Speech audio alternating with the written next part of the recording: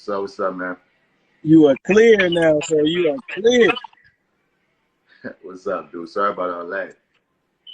It's all good, man. Look, thank you for joining me. I really appreciate you taking your time out and joining frame to frame, man, to talk to the audience here. Studio audience is going crazy in here, man. How long have you been acting? I want to say like my whole life, dude. Like I'm one of the people that want to do it ever since I was a kid. I mean, 6 years old, kindergarten, church plays, all that. It just was a thing forever. You know, like I don't remember a time when I didn't want it. You know. Okay, gotcha. Now, which out of all the roles you've played so far, which one has been the most fun to shoot? Most fun to shoot. Yeah. I would have to be a split between Tales from the Hood 2 was very fun because the director Darren Scott, he was one of those people that was basically he didn't really direct me as much as let me see what you got, let me see what you're gonna do, and Okay. And that kind of freedom, you know, anybody that asks when you get that kind of freedom when the director's like, hey, do your thing, and I'm a guide you here if I need you to. That I felt like I could have done thing, and that I just loved it. Also, I just was in a movie, it hasn't come out yet. It's called Night Teeth.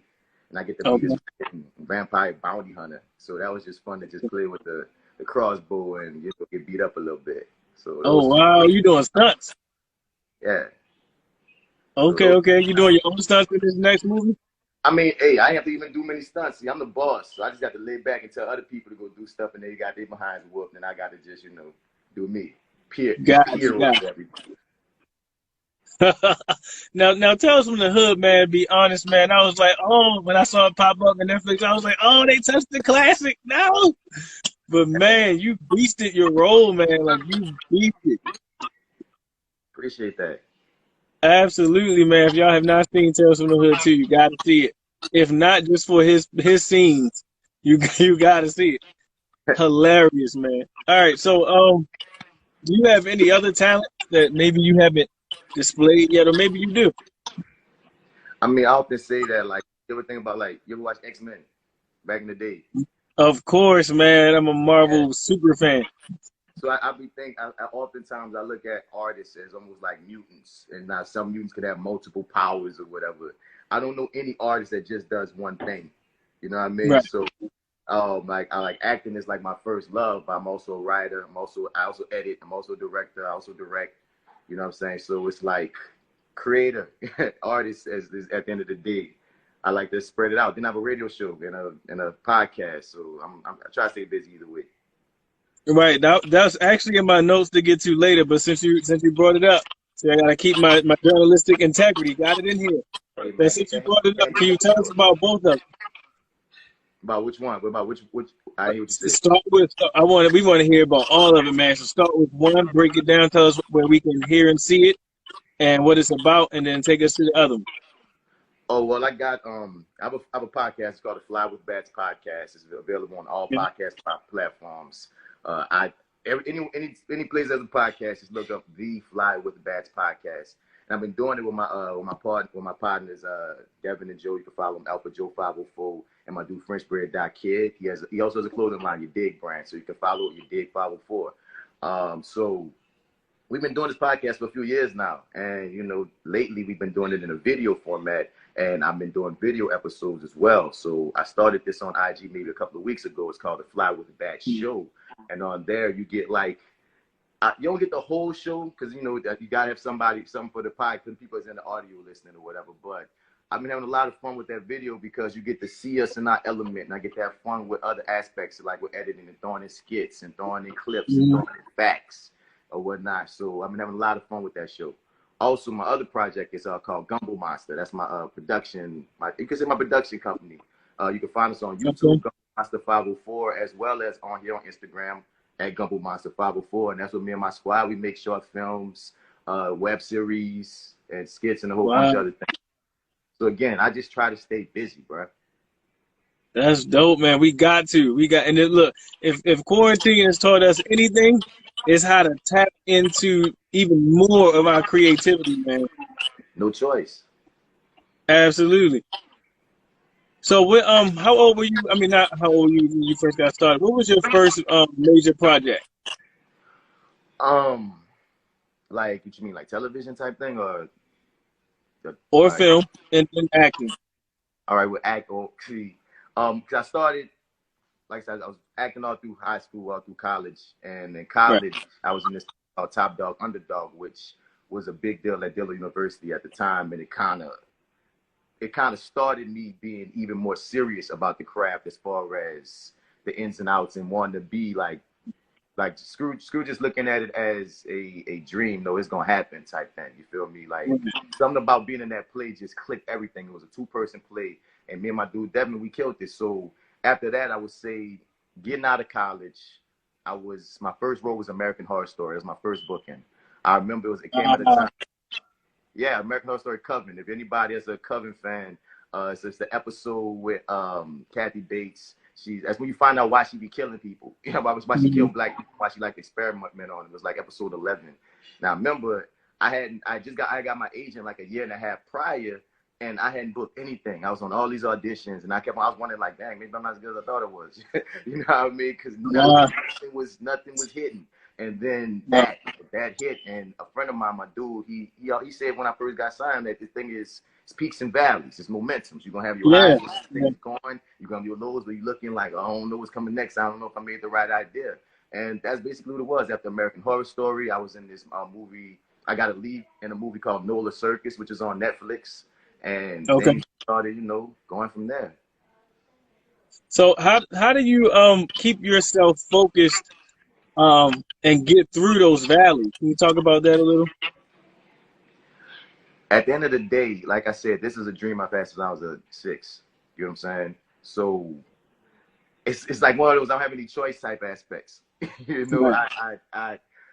There's nothing else I would do. There's nothing else I would be doing. This is one of those things. Like sometimes people be like, "Is this the right thing for me?" And I say that's a question for yourself Yeah. because I feel like I hate to sound cliche, but like how do you say the light chose me? That's what it feels Mhm. like. Because there's again nothing else I would be doing. When people ask that question, every answer I have for them is something creator based. You know what I mean? Right. So those valleys are just temporary in my mind because we have those peaks remind you that, oh, I've been here, I can get here again. It's not like Absolutely. it's not like it's nothing but valleys. If it was nothing but valleys, I'd probably go crazy. Right, man. Because them valleys are hard, man. Because some of them are longer than others. Those seasons are. And that's the journey of it, man. Because this whole game has no map. A lot of people they want you to like map out what do I need to do to be on, Yes. to be successful, or to da da da da. And your journey is like I know people that they might have been in the game for like a year and they got famous. I know people it took them 10, 15 years before anybody recognized them, and you still got to have that same love and the same passion for it, regardless. Yep. That's like if you're in it for money, if you're in it for fame, you're in the wrong situation. If you're in it because you can't help but not be in it, you have some kind of urge to tell a story, to create, to have, like to whatever your reasoning is. If it's not a passion of yours, those valleys are gonna be longer than you think. Absolutely. Thank you for the knowledge. What are some of the biggest lessons that you've learned over your career? Biggest lessons. That it takes more than simply talent. Hmm. There's a lot of talented cats out here. And just being talented doesn't mean that you're gonna get on. And that's like a dream a lot of people might have. Like they think, oh, I'm good enough, or I'm so great. But Right. it's also the networks that you make. It's also the people, because people say it's about who you know. It's about who you know, but most important is about who know you. Feel me?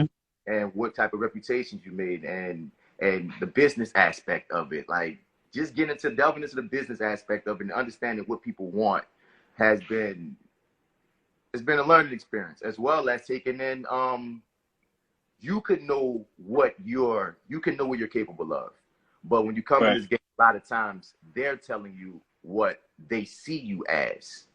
And it can be frustrating when you first start out because, in your mind, you might think I'm Denzel, I'm Don Cheadle, I can be this, I can do that, da, da, da, da. Hmm. Part of Got the your own game is, image. Right. yeah, but part of the game is coming in knowing that I can. This is the type that you've given me. Okay, I will excel at that to the point that you're going to be forced to give me other opportunities because I'm outgrowing this jacket that you tried to give me. You know what I'm Yes, sir. saying? But learning Yes, to sir. have patience in that and knowing that, all right, yeah, you did Macbeth in college, but they want you to be gangster number 3 your first time out. All right, I'm about to give some layers to gangster number 3 that's beyond. Because that's another thing too. Even no matter what you give me, I'm finding the humanity in it. Whether you give me the most vile human being on the planet, or you give me, you know, the college boy number, you know, whatever it is, you come with that honesty. I feel like that honesty is going to always show through, and you're going to break through those types. That's how I was able to get different things, get different roles, get different looks. You know what I'm saying? So, but learning that it wasn't just about talent, it's about the work. Like they say, what's that saying? Talent can beat hard work, but hard work will outwork talent every time. It's something dealing with the work you put in gonna show way more so than natural ability at times. Yes, sir. Yes, sir. That's powerful right there, man. Yeah. That's powerful for everybody listening. If you just tuned in, we are talking to Martin Bats Bradford, actor extraordinaire, writer, director, and more. Podcast host, you name it, getting it done. Now your middle name Bats, is that a nickname? Or was that your real middle name? Oh no, it's a nickname, man. It's like a stage name because my real middle name is Anthony with an E accent. My mom was like, I'm not gonna just have your middle name be Anthony. I'm gonna put a E and a little accent on it. So like people don't get that. Like you got some exclusive right there. Okay. You got that exclusive on frame to frame. Wow. Okay. So where the back? I was a big Batman fan growing up because I'm a huge comic fan. I love DC, Marvel, all of everything. I'm a nerd in that aspect. And I remember, ironically, at a point in high school, I was Batman for Halloween, but I was only wearing a shirt, a sign on my chest that said "I am," and on my back it said Batman. And like people thought it was funny, so it was like this nickname called on like a Batman over there. Even though I love Batman, so I don't care if y'all calling me Batman. So from that point, I got in this spoken word group, and then we was rapping too. We was doing spoken word poetry, and syllables don't help when somebody trying to rap your name. So my dog was like, "Hey, Bats," you know what I mean? Like, you just call me Bats, and that just kept sticking. And so when I transferred over to like getting more acting gigs, I was just trying to get I had been doing poetry and rap, and people knew me as Bats. So I just kept it as part of my name, as my real name, Martin Bats Bradford. And there's a thing that helped me out too, because on my headshots, my name says Martin Bats Bradford. And it's a conversation piece because a casting director or whomever might be like, wait, what's this Bats? So why do you call you Bats? So where did that come from? Or they might remember me because I remember the Bats thing, you know? So it just wound up sticking and helping. Exactly. So if Warner Brothers or Tyler Perry or whoever called you right now and said, I want to make a superhero movie starring you, is it right for us to assume that you would choose to be Batman? Or if not, what superhero would you choose if you had the choice? If I had the choice to be a superhero, I would love to be an original hero. Like if they could just make, like we could just create a original Meteor Man. I mean, Batman, I don't know, but if we could create like an original black superhero and give him some clout and give him some credit, I would love to be the face of something like that. Absolutely. Like there's so many like black superheroes out here. You got the Static Shocks. You got they got the Black Vulcan. They got the Black Lightning. They got Batwing. They got so many black comic heroes that I'm not even thinking about because you're asking me on the spot. But I know that I would love to bring some of those more innocuous characters to the forefront and be like, hey, give this person shine. Because truthfully, a lot of people didn't know who Iron Man and Thor and Captain America was before the big hits started popping in 2008. Back like if you go pre-2000, we knew Batman, we knew Superman, we knew Spider-Man, but Avengers and Guardians of the Galaxy and all these people that Marvel made famous and made popular, I feel like these companies could do the same thing for a black superhero that a lot of people might not know too much about. So I'll let it do something like that. Exactly. You know what? I didn't know that Guardians of the Galaxy was official. I thought that was something somebody made up during the time it came out too. Cause see, I'm not a nerd. I just loved it, but I don't know the research of it. Like my best friend, he's probably like you. He can tell you who related to who, how, what happened, which universe made that universe, switched to that one, came back, remixed. I'm like, okay, all right. And he's a DC fan more than Marvel. Yeah. Yeah. So Also, in the same vein, going with movies, if you could make a movie about your life, what actors alive now would play you as a boy and play you now? I gotta play me now, man. I'm not old. I'm still young enough. I can still play me young, You man. gonna Like, play yourself? Who's playing the child you? but Take it. Since you gonna play yourself, do child and teen you. well, I'm gonna say the child me, I guess, would be, man. I really dig that actor, and he's still getting it in. That was in Moonlight, the youngest Right. one, the Got you. first I one. knew what you was talking about. Because right now, I think he's also on The Shy. I think he's on The Shy right now. Okay. So Yeah. I think he'll kill it as Lil Me, and yeah, and I'll just take up the rest. I was about to say yeah, because he around his 20s now probably anyway. Yeah, nah, he's still little. He about like 12. I saw him on The Shy, Oh, and he still my bad. I'm thinking the grown one. Okay, my bad. no, not the middle one, not Right. the middle one. The very first Now I know one, who you're talking about. the youngest Got one. So Yeah, yeah, I got little man, I think he'll kill it. Shouts out to my dude, your Dig Grand. I shouted you out earlier, my dude Devin. Go follow your Dig Grand clothing. That's my people. So I'm wearing the hat right now. But Hey, represent. yes, sir. Shout out to my sister in the building too. Creations by Carrie in the building, getting her laugh on at the interview and supporting everybody else that's tuning in. Somebody was saying that your work speaks for yourself and keep going. That's what somebody said earlier. Awesome. Thank you so much. Yeah. Absolutely, absolutely. So let's talk about quarantine, man. What are some of your quarantine pet peeves? A quarantine pet peeve. Things that just been getting on your nerves, man, during this time. Um, People trying to tell other people how to be. You know, Mm, I mean, no one, with everything that's going on, I don't feel like you can tell someone how to react. I don't think you can tell someone how to feel. I don't think you can tell anyone how to think. You know what I'm saying? I feel like, because even before we get into all the race relations and police brutality, like when it was just us quarantined, people were like, well, you need to be doing this, or you need to be doing that, or you're wrong. And it's like, man, just let people be. If you want to go work,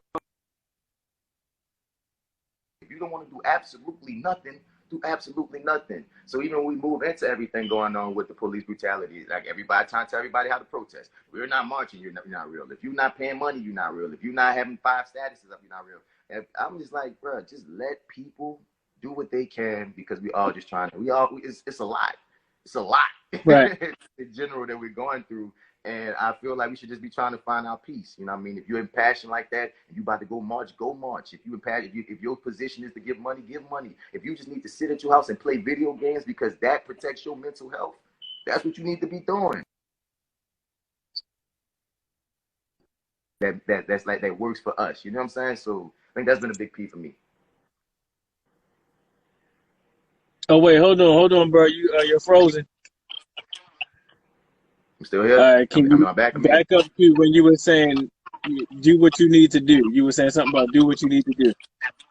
I was saying like everybody just needs to focus on them, and whatever works for you in particular, you do that, and let everybody else find their own peace in their own way.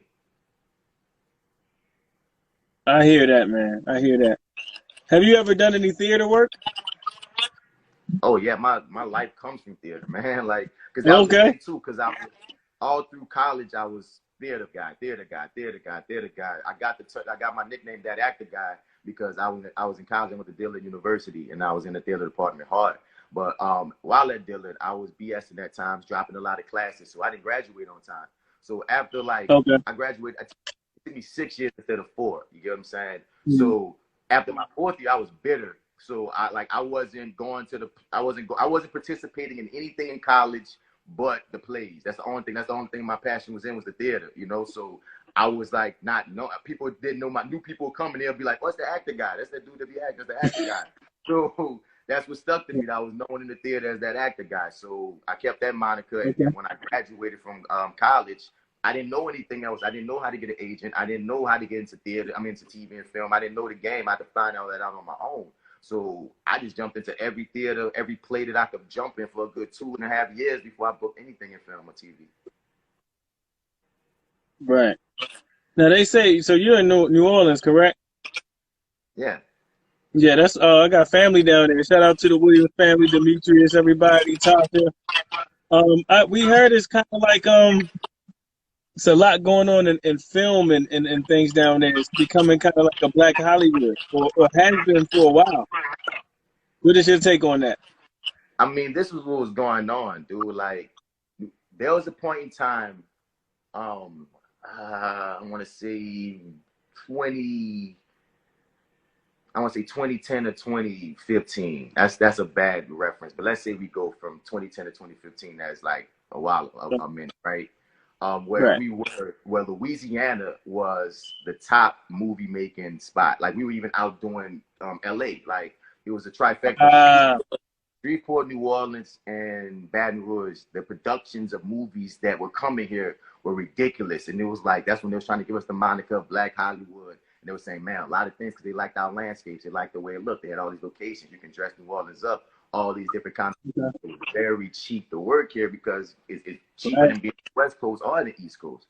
So we were doing our thing. Then we had this, then our governor at the time, Bobby Jindal, he was on this kick of, he thought he was going to be able to president, and in that, the politics of it was he screwed up the film industry. Like he put all these taxes on it. He did a bunch of things that basically scared Hollywood away. They backed off of us for a minute because the moves he was making was not helping them out, and of course they bottom dollar. So Right. a bunch of that moved to Georgia. Almost all of that moved to Georgia, and they made Atlanta this popping. Like everything that's going on is film, because they was already doing music. Atlanta been doing music for a minute. Yeah. Yeah. But the film aspect of Atlanta's infrastructure really started when our governor screwed us, and Atlanta said, "Oh, that's how y'all want to mess up? Oh, we got it. We'll come and take you." And then you add that Tyler Perry, ironically from New Orleans, but then he decided after all of that to build his big studios in Atlanta. And he had studios built in Atlanta before the main one that he was just getting a lot of love for. He had already been building studios out there, so he had already staked his flag in Atlanta as well. So. But we've been bouncing back in New Orleans getting projects, but it's it's not what it was at its peak. It's way better because when that governor did that, we had this 3-year period of I thought I was gonna have to move for real because it was bad. But we're getting it back. Okay. Okay. But we never gonna be able to touch what Atlanta has done. They took that ball and they're like, if you're gonna give a Hollywood South moniker, you got to give it to them at this point. They made billions last year, man. It's crazy. Right. Mm. So what how do you prepare for your auditions? Depends on the audition, man. Like some auditions, because some auditions might be simple. I memorize lines real fast, so some auditions might read the lines. I don't. I mean, everybody have their gifts and their quirks in it though.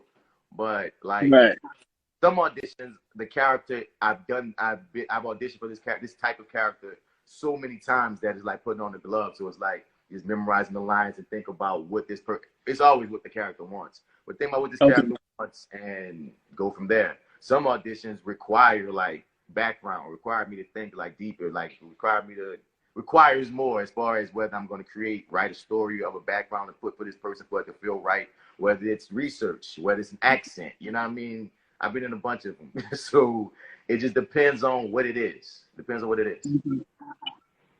That's what's up. So, to any young boys and young girls that will be watching this either right now or when it drops on YouTube, when it archives on YouTube tonight, what advice would you give them for getting their start? Aside from it takes more than talent. Learn the craft, man. Cause that's the thing. Some people think they can just, I memorize lines. People say I'm funny. I'm an actor. And it's more than that. Go to school for it. Go to school, learn. Because that's the thing. You don't have to necessarily have to go to the best theater school, but go to a teacher, learn the craft, go find a coach. If you whatever, learn. That's the main thing I often say. Learn and do whatever you can now. right now, especially right now, they're in the age where YouTube is a thing, Instagram is a thing. All their cameras are video recorders. Write your own scripts, write your own movies. Because I mean, when I was little, I used to make comic books based off of. I would I would see a movie that I like. Let's say The Mask. I remember this very vividly. Let's say The Mask, and I would make my own comic book, The Mask 2, where I think the story should go next. Now I was like Okay. 10, whenever The Mask came out. I'm like 10 or 11 years old doing that, Right. and that was my version of. I didn't have a camcorder, and that wasn't the culture of the 90s growing up to be like 10 years old and making my own film. But Right. that was what I could do. So if I'm thinking, that's my brain at 10. I know these new age kids that grow up with all of this at their fingertips. Make Mm-hmm. your own, do your own movies, do your own. Right. Let's, you know what I mean? Have fun with it now, because the practice that you do now will stick with you going forward. And get in place. But Get like the experience. You can't take experience away from you. You can't take experience away from you. right. Now, I get asked this question all the time, but it's just interesting to know whether you have an answer or not. It's still what you're going to say is still going to enlighten us. Between acting on stage and film, which one do you prefer? It's two different kids. And it's because they're fulfilling in two different ways. And I feel, and oftentimes I look at them as two. It's the same discipline, but two different sides of it, because film is a visual art and theater is a performance art, and that's something that people don't often take in. You know what I mean? Like the film is for the directors. The film art is about the eye of the director, and it's about how things look. And how things look a lot of times is more important than performance even. And the person that's making film, they're trying to get as true to life as humanly possible. And that challenge for the actor is amazing in and of itself. But then you go to theater, you get that instant feedback, you get that instant energy of the stage. That can't be duplicated, and you get to be big, you get to be free, you get to just take it on. You can take the biggest of freaking chances or risks, and guess what? You can do it again tomorrow, and you can do it again tomorrow, and you can do it again tomorrow, or whatever. While the film lasts forever, so you can show it. It's just when anyone asks that question, I'm like, it's the same thing to me, because it's two different kids. I wouldn't choose between my two kids. It's just they're together. Gotcha. It makes perfect sense. So now, now you said earlier that you did spoken word. Do you still do spoken word? I've fallen off of that so hard, and it's one of those things. It's like I feel guilty. Oh, okay. Not like I used to. No. Because I was gonna put you on the spot to actually drop something for the people. Got that for the people right now. The wind and the water. and you rap as well. Yeah, that was like the same era of me. Like this, you talking like 10 Got you. Did you ever drop any? I didn't have an outlet, because I'm a writer, so I was always attracted to poetry. I was always attracted to rap. I was always attracted to scripts, so I write. And so it was a point in time where my high school didn't have a theater department. The teacher left. And I remember I'm watching this is where we started. I remember I used to watch the Black History program, and that was a big thing in my high school at the time. And me, the performer in me, I wanted to perform, but had no outlet to perform. And I'm like, I need to perform. So there's this one cat. He used to always kill it doing poetry, but he would always do like a Langston Hughes poem or somebody else's poem. And I used to be like, man, my dude killing, he's an amazing performer, but I got stuff on my chest I want to say about the community. Like I'd be like, my grandparents like raised me to be like a little woke kid. So like that, a bunch of stuff I'm at 15, 16, like, look, I can do that, and I can do that with my words. So I got me and my couple of friends together, and we made a group, and we did the Black History program. I think it was my junior year. We stepped on stage and we killed it. And we got the bug from that. And at that time, since I didn't have theater, I didn't have no acting outlet, that became my acting outlet. So I was always trying to perform and the thing is, most of my poems were stories. I would take on topics, and I'll take on characters, and it'll be rhyming, and it'll have a stanza and have all these things going on. But so I was able to act through my spoken word. So I was kind of cheating up until I was able to find my way back to the business. Right. Okay. So when your work is all said and done, what would you like your legacy to be? Uh, I've said this many times, and I'm gonna stick with it, man. That I told the stories of those that society conditioned us to ignore. That I was real Hmm. about. You know what I'm saying? That because oftentimes, you know, you get these same stories, these same stories, and there's Right. so many people out here that don't get the spotlight of having their story told. And that's come sometimes when I wind up playing these near do well characters who might be like the ones that society given up on, or the ones that might be Hmm. seen criminal or what have you. That's why I try to be like, I'm gonna find the heart. I'm gonna find something in this to make a Right. person redeemable, because there are no, like, sometimes people try to tell you there's in real life everyone's a person. Even the person that you read is Hmm. the most hardened criminal. That person got somebody that love them. There's somebody that cares about them, and there's somebody to care about, and bringing the humanity to every role, everything that I did. That Hmm. that's what I want to leave it with. And That's I what's want up. to be known for that. He was for real. He was the truth. Like, it's not just acting that I'm into. Like, again, with the podcast, anybody that follows me knows I'm in the activism. I'm in the getting the message out. I'm in the equity as well as equality. You feel me? I'm in Gotcha. the it's a lot. I want to leave a legacy that's more than just the surface. You know. Right. And here's another question I like to ask all of my actor guests. So if you could play somebody's life story, somebody else's, whose would you choose to play? Okay. Let It me doesn't have to see. be one. Man, cause dude, there's this. Okay, I remember his name, so I can't say him, man. There was this guy, man, who was like a revolutionary. Okay, you know what? I would love to play Toussaint Louverture. Mm. I would love to play. I love to play Miles Davis, because my whole life people have been saying, "Look, you play Miles Davis. You got that Miles Davis look." Wait, go back to Tucson and tell us who he is. He the Haitian revolutionary. Okay. Okay. Started the Haitian Revolution, and I remember learning about him when I was younger, and I was wondering, why are there no movies about this man who started the Haitian Revolution? And there's another thing too. There's a guy named Charles DeLong. I was him, and I played him in a play called Rumors of War some years I've ago. heard of him. Yeah. And it's the thing. I didn't hear about him until I was in a play about him, and that's like Louisiana history.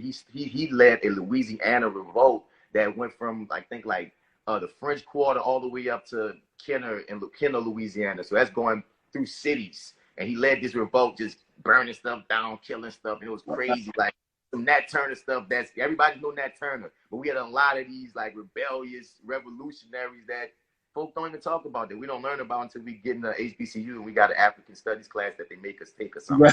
Right. These things that we learn when we live. Like, I was lucky to have grandparents that helped me out, but yeah, so the revolutionaries, definitely. I wanted to play Fred Hampton, the Panther. I'm sounding very, very woke. Okay. Let me go back to let me go back to I what I mean, said. hey. It's like these are It's people all that good. inspired me, and I was like, yo, these people deserve stories, you know. But Right. Miles Davis is one I get a lot, so I think that'd be cool to play Miles Davis. What's your favorite genre of film? I'm sorry. Let me rephrase that. What's your favorite genre of film to act in, and what's your favorite just to enjoy and watch? Well, to enjoy and watch is comic film. I love. I was about to say I should know that. I should know that.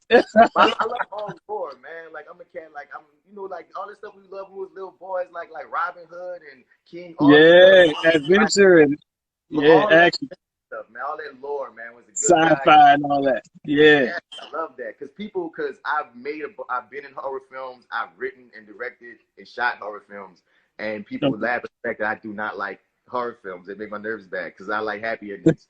And one thing about action adventure, we get some happy endings, and we got to have a whole, a hero situation. So that's what I love to watch on that end. But being comedies are fun, but I don't get to do them often because people always sticking me in dramas. And I love Got drama. you. So my first mind was to say drama, but that's because that's normally what I'm in. I'm usually in a drama or a thriller. So I'm gonna say that with the caveat of, I wish I could do more comedy. Got you. And as you were talking, Rodney Perry joined. What's up, Rodney Perry? My friend Marzella is in the building. What's up? Rain is in the building. Shout out to everybody that's joining. We are on right now with Martin Bats Bradford from Tales from the Hood 2 on Netflix. Star Trek Centuries. And give us the two again. You said it was like 2 or 3 movies that are about to come out or just came out. Give us those again. Oh, well, there's a movie I'm in that's coming out soon called Night Teeth, but that's going to be a minute. And I'm in an Amazon show coming called Panic. But some things that they can check out right now is Night War Justice on Amazon Prime. I'm in Nola Circus on Netflix. What else they can check out right now? Like you said, Tales from the Hood 2 is out. I've been in Queen shit. I've been in a few things. Like, I like usually when someone asks me what to check out, it's like my brain freeze. And I'm like, ah. Right. But those are a couple. So Imperfect Soul, she's been here rocking with us the whole time. What's up, Imperfect? She said, will you make a movie like Ninth Ward Justice? Would I make a movie like Ninth Ward Justice? Oh, yeah, shout out to my dude D. Cheney, man. My dude Devin Cheney in the building. I was in this HBO show called The Outsider, and that was really cool. But Imperfect Soul is asking me she said she meant a movie related, like similar to that. I'd love to. I would love to. I would love for even a bigger one to be made. I feel like I'm very attracted to these New Orleans stories, and I would love for us to have like because recently they talking about they making a new Jack City remake, and I'm like I love that movie. I would be more interested in a new Jack City series and a new Jack City film, and then right because we know the movie, but a series for New Jack City be fire.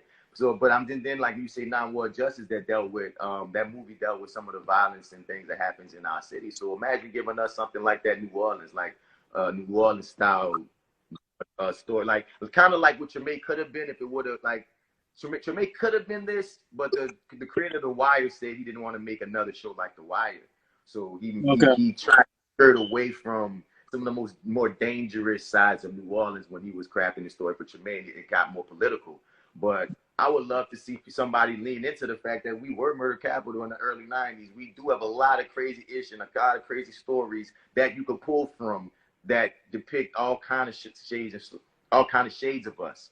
So more New Orleans stories. That's what I'm about. Right. Are there any roles that you absolutely will not play?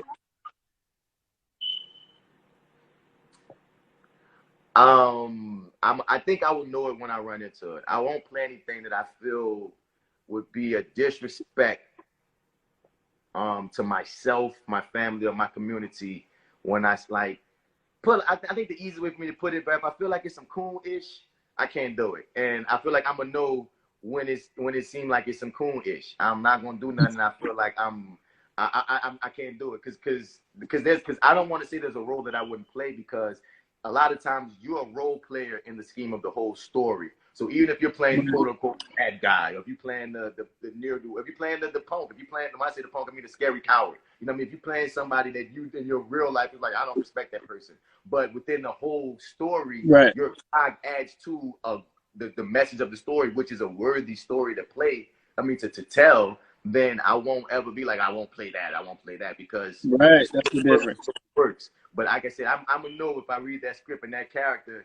Denzel Washington has a really good little clip of an interview. It's a very famous interview where he's sitting with Viola Davis. He's talking about his career. He's talking about how he was offered this role once that he had that he thought might have made him famous, but he had to turn it down because he calls it the inner that they couldn't kill. And all through the movie, they were showing all these different ways that they kept on hanging this black dude and all these ways of killing this black man over and over again, and he just wouldn't die. And that's the comedy of, you can't kill me. And Denzel's like reading the script. He's like, I feel like this is not what I want to be known as. This is not what I want to be representing. So he turned it down, and then like I think a few weeks later, he got like with the movie that put him in the game for real to be known. You know what I'm saying? Mm-hmm. So I feel like you stick to your guns, and again, not every role I played is the one. Like I played some roles, I'm like, dang, I wish I could have done more with it. But I haven't played anything I felt would embarrass myself. You know what I mean? I'm playing that I feel would disrespect who I am. And, I like to stick to those guns. Sticking with your gut. How do you deal with rejection in terms of auditions, not getting parts? I don't. You just do it and forget about it. I think that's the biggest, as we talk about something to learn in the business, that's the biggest thing that you need to take in coming in. You can't take any quote unquote rejection personal, because that's the thing. We're all artists, so like we're very sensitive. Every artist, like with Eric, I'm an artist, I'm sensitive about my ish. You know what I'm saying? We're very sensitive, and and to be vulnerable enough to put out any, whether it's dance, whether it's singing, to do it. It takes a piece of you. So to get rejected or to get a thumbs down or to get what seems like a no, that hurts if you let it. But in this business, you have to often take in, it's never personal. It's not even that you weren't good enough. It's like I say, back to the visual art. In that person's mind, he just saw that person there when they imagined it a lot of times. And that has nothing to do with you. That director could have woken up tomorrow and thought, oh, I think you would have went with it. And they'll wake up Thursday sometimes and think somebody else. So if you take every rejection, I suck, oh, I'm the worst, it's so bad, then you will go insane. So I just tell people, do the audition. A lot of times, a good food for thought is thinking that, don't even think about booking a role. Think about the audition was the performance. If we in this to be actors and acting is your lifestyle, is what you do, is who you are, being able to audition, that's a performance to work up to, because that performance is for a casting director. The casting director, whether you book that film, is going to remember, oh, him or her. I mean, they killed that audition. I thought they killed that audition. And what that casting director do, bring you in for more opportunities. So one, oh, I didn't get that role. Did you kill it? Did you do everything you need to do? Is the casting director calling you again? If you're getting another call for another audition, guess what? That was a successful audition, whether you got in the movie or the TV show or not. Exactly. So that's my mind usually is on it. So and let's go back to comedy. So if you could put together your cast right now and it's going to premiere, when everything opens back up, it's going to premiere in the theaters, it's going to be the whole shebang. It's going to be an ensemble cast. Who are your co-stars? People that you do not know yet, but you will. Follow at Gumbo Monster 504. I will use my entire squad. That's my dude Raheem Glaspie. That's my dude Joseph Pons. That's my dude Devin McCoy. That's my girl Jessica Johnson. That's my dude DC Paul. That's everybody has ever been down and been in movies with us. Sherelle. Everybody's ever been down and done movies with us at Gumbo Monster 504. I will use the people I've been grinding with. That'll be it. We'll just show y'all what we do. Absolutely, that loyalty. Straight up. Because that's what they do. Look at those films. A lot of times, if you look at Martin Scorsese, if you look at Judd Apatow, you can look up and down the board. Those directors, once they find their little squad, you be like, oh, they're always in the same movies together. And you're like, yeah, they are, because they found their squad, they have their tribe, and they pushing. So that's what I do. I do the same thing. And shouts out to any of my people that might slip my mind I didn't name. Shouts out to my dude Mike Five. That formula. Like that. I'll come with my same old squad. Gotcha. That's that formula they use. They know how these people work. They know what they're gonna be dealing with on set. Yeah, absolutely. So and I want to thank you again. Trust your people. If I was to ask you the same question on, like, okay, you about to go to war, you know what I mean, or you about to go into battle, and I was like, man, pick who you want to go to battle with to have your back and have your life on the line. You're not gonna go, oh, I'm going to choose some people that might be famous that you don't even know. You're going to go with people that you battle tested with, that I know for a fact, if I need to get this done with that person, we're going to get it done. So that's how I feel on it. Absolutely. Tested and tried. Do you have any mentors, any acting mentors, people that have helped show you the ropes and things like that? I won't say any direct mentors, but I have like some people in the, like, especially locally, that I just like shouts out to Rance Nichols, shouts out to Carol Sutton. There's certain one of my favorite to me, success is longevity. You know what I mean? Right. And so it's the older cats in the game, especially when I look at people like that local to me in New Orleans that have been in this game for like 10 and 20 and 30, 40 and 50 years. And they might not be the most famous people in the world, but you check their credits and they've been doing it and they've been, like, to me, successful because they've been consistent and been paying their bills with their art. You feel me? So like, there are a lot of people that I look up to in the game, but when I'm saying, like, directly, when I look at someone like, I say Lance Nichols' name, I say Carol Sutton's name, they're like elders in the New Orleans acting community to a lot of us. Okay. Like I look at them and be like, y'all still in the game, y'all still doing it, and it allows me to know that I might be famous next week, or I might not ever become famous as the top famous. But if I can get to a point where I have consistent work and I'm happy with what I'm doing, I've been doing it all these years and I'm still doing it. And yeah, That's what's up, man. But that is our interview for tonight, man. Thank you so much for your time again, ladies and gentlemen. This is Martin Bats Bradford. Give us your film company website one more time. All right, follow us at Gumbo Monster 504. It's Gumbo Monster 504 on Instagram and on YouTube. And also follow my podcast, the Fly with Bats podcast. You can find that at the Fly with Bats Show on Instagram and the Fly with Bats podcast everywhere you get your podcast from, man. Thank you so much, sir. You guys have been watching Frame to Frame with your boy, Brother Calvin. This has been our show. See you on YouTube. Be blessed.